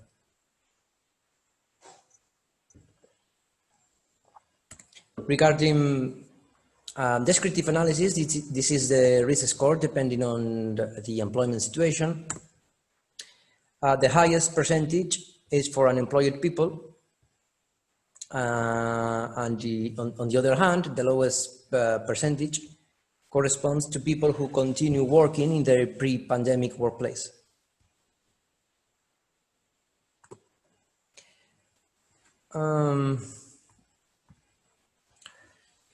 As for the order reprobate results, it has separated the general ones from the result depending on gender. As for the first one, the results are in line with the previous descriptive analysis. So both people without jobs and those on furlough as well as those who are teleworking, present a greater risk than people who continue working in their usual pre-pandemic workplace. It is important to remember that the furlough situation implies a temporary suspension or reduction of the worker's contract who start to receive a public subsidy. Regarding other personal features, being a woman, young, and a person with low level of education increase the probability of suffering a deterioration in well-being. And given the situation of confinement, those variables related to the home where the person was confined gain relevance. In this sense, living alone during the confinement is detrimental to the psychological well-being. And secondly, being confined in a dwelling with an outdoor space decreases the probability of obtaining high-risk punctuation. And finally, more square meters per capita seem to diminish the risk of worsening well-being. So, occupation and economic sector have also significant coefficient. Regarding occupational group, managers and directors seem to have a higher probability of obtaining a high-risk punctuation. As regard to the economic sector, people in the secondary sector have a higher probability of obtaining a compatible punctuation with a high risk. And finally, regarding the work experience, the years of work experience, the more work experience, the less the probability of suffering from mental distress. These are the results depending on gender. For men in the second column and for women in the third column. Regarding the work-related variables, both unemployed men and women and those in furlough due to the pandemic are at higher risk than those who still work at the usual workplace. However, teleworking situation is only significant among women. Income variables become significant when analyzing men and women separately. Among men, the higher the level of income, the lower the risk of worse psychological well-being, and among women, higher levels of income correspond to higher level of risk. Following with this separated analysis, those variables related to reproductive work and historically associated with women present significant coefficients for them, namely living with someone with a COVID-19 risk population negatively affect women mental health. Again, living with minors negatively affect women and surprisingly positively affect men. In other words, women who are confined with minors have a greater risk of being in the highest risk group of people, will the same situation for men increase their probability of belonging to the lowest risk group.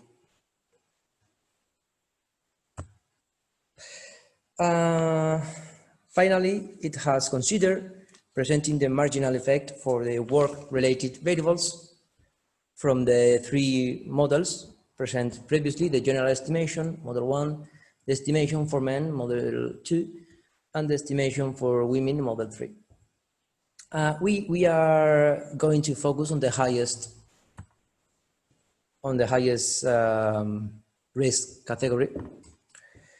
And for the general estimation, for the model 1, being unemployed, furloughed situation and teleworker increase the probability of being in a higher risk situation by 12.64%, 15.19%, and 8.36%, respectively, as compared to people who are still working in their usual workplace.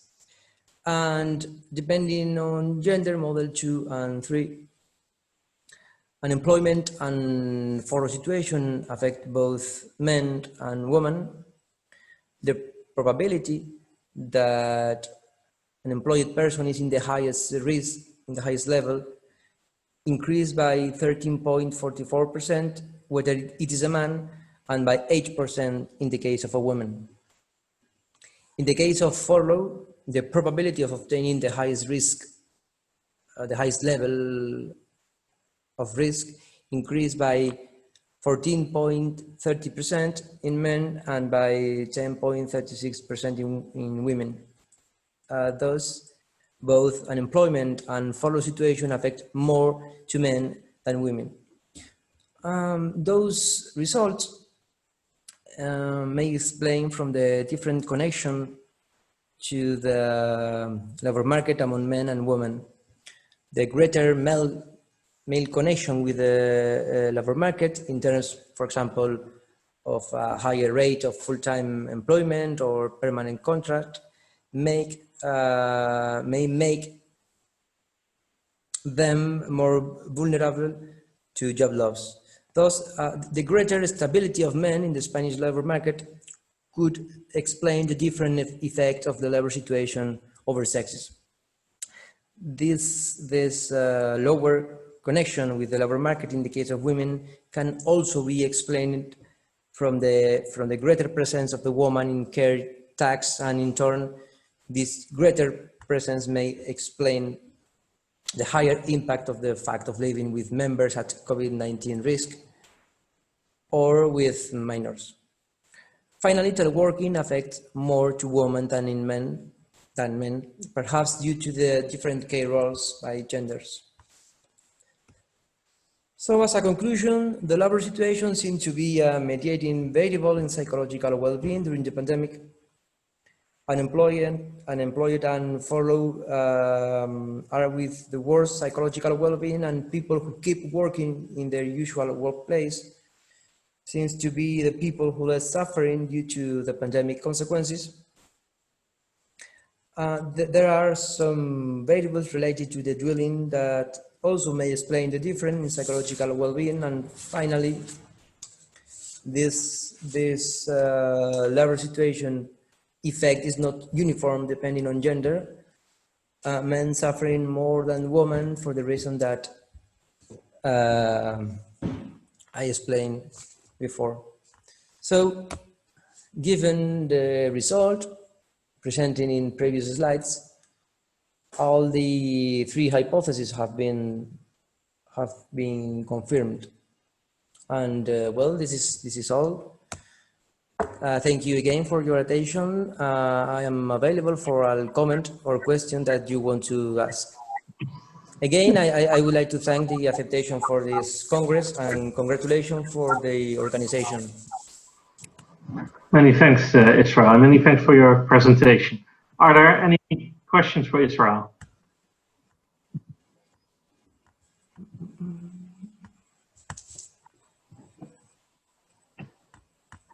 Anyone? Yes, Daniela, I will allow you to talk. You can speak.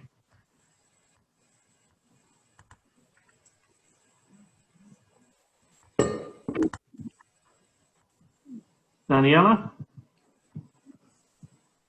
I think we can't hear you. Maybe you can put your question in the chat or Q&A box and I will ask them. Mm-hmm. In the meantime, I have a question for you, Israel. Mm-hmm. Very interesting in your finding that women with a higher income seem to be at a higher risk. Well, that was not the case for men. Do you have an explanation for that? Probably is one of the strangest results in this work, especially comparing, as you said, with men results. So among women, high levels of income are related to a higher probability of being in the highest level of risk as compared to low-level income workers. It's so hard to explain this result, but one possible explanation may be related to the lack of connection, again, of women with the labor market. So the lack of connection in women could be focused on the low-level income. And in the same way that women seem to be less affected by adverse work situation, they will also be less affected by the hormone effect of low wages that those seem to be found among men. But it's probably one of the most strange and difficult to explain result. Okay, many thanks. I have the question from Daniela now in the chat box. Mm-hmm. So we know that she asked. We know that the country of birth is an important factor for labor participation in normal times. Mm-hmm. Could you control for this?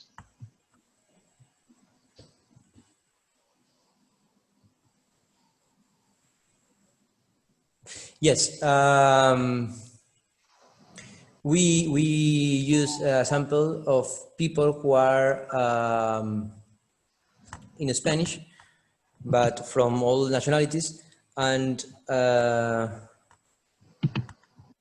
I remember we have controlled the national birth of the person, but we have a few people from other countries.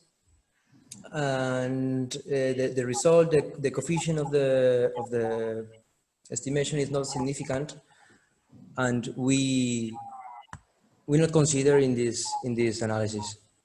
But I remember. Let me share again the.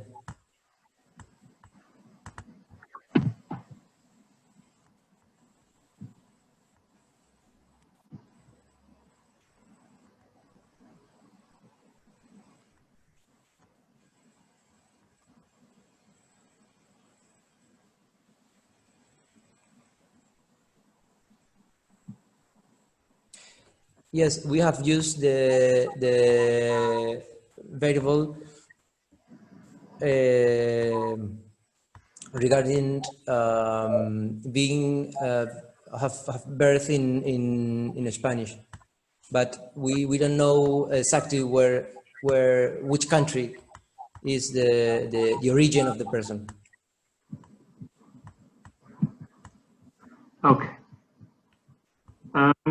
We have a final question by Kelsey. Mm-hmm. And Kelsey, floor is yours. So you can hear me, I think, right? Yeah. So I was surprised to see that teleworking led to higher levels of mental health distress. And also you had the hypothesis that that was going to be the case.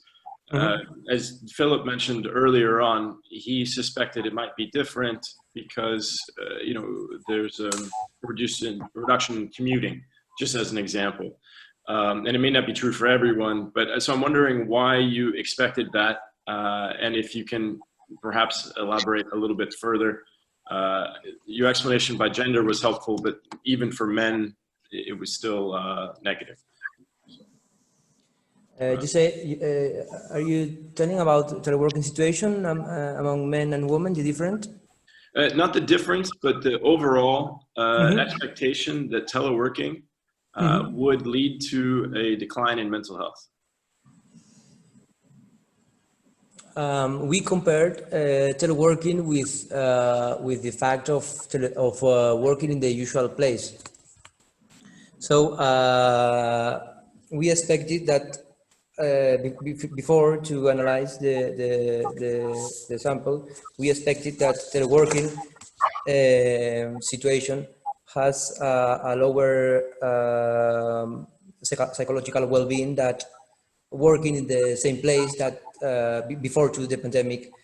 Probably if we compare, for example, teleworking with unemployed to unemployment, teleworking has teleworking will be a negative coefficient, so the risk of a worse psychological well-being will be minor. But the risk of teleworking is, appears with compare to working in the same place as in the pre-pandemic work. workplace. Thank you. I understand the result. I see that that's what you find. It was also one of your hypotheses. So, meaning I believe that you had a conceptual explanation or reasoning behind expecting that. And maybe you can tell us more why you expected that.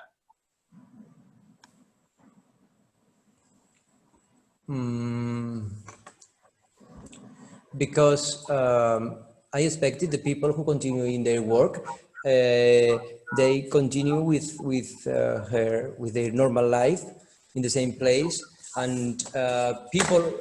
I mean, teleworking is not very standard in Spain, so we see change due to the pandemic, and for that reasons, we expected that a very important change, who is teleworking, as compared to working in the usual place, have a negative impact for psychological well-being, and the result explain this first hypothesis. I don't know exactly what, but probably is related to the for example, to the care tax for mix the care tax in men and women, and for have the same responsibility in work. I mean, this is the hypothesis, and it's difficult to explain, but yeah. Okay, thank you for your explanation. You're welcome, thank you. Okay, we are out of time. But there are two more questions and remarks for you in the chat box. So by Daniela and by Guni Knies, which might be for your research. Maybe you could have a look at them and respond to them. For all the other participants, many thanks for attending this session. You will find also the recording of this session you will find on the ISQOLS conference website. It will not be immediately available, but in any case from tomorrow on. For those who are staying with us, we are starting again in slightly more than 20 minutes with the next session in the series on COVID-19 and well-being. For those who are going to bed, and that are definitely some of you, many thanks for attending, and also you can watch the videos back that were made while you were sleeping, also on the conference website. Okay, Ezra, many thanks for your presentation. And thank you. the rest of the conference. Thank you very much.